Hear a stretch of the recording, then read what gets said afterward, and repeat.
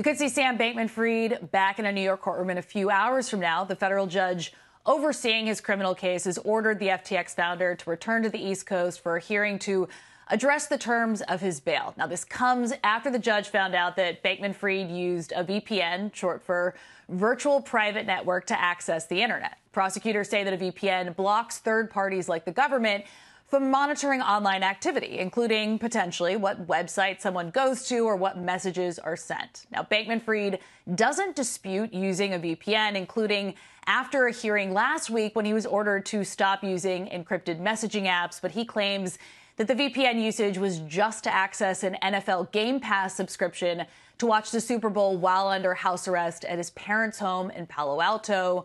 On the other side of the argument, lawyers say that using a VPN could also be one way for him to contact witnesses or access crypto assets without anyone knowing about it.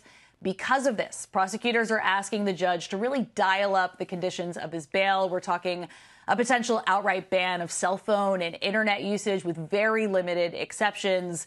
They're also floating the idea of installing monitoring software on his devices. And Contessa, another potential outcome here, depending on how the judge is feeling, is just revoking his bail entirely.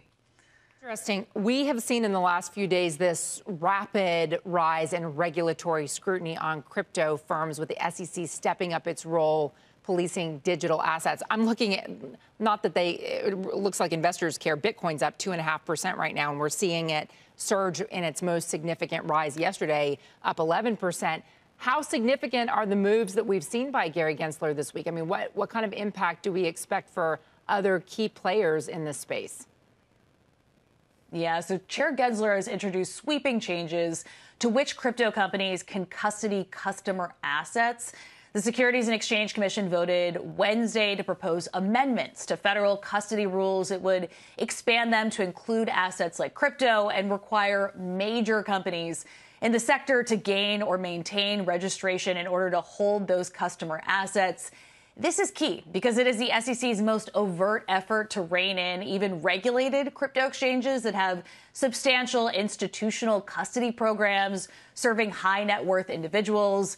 Meanwhile, this move comes as other federal regulators actively discourage custodians like banks from holding customer crypto assets, and it is all part of this aggressive acceleration of the regulatory crackdown on crypto post-FTX.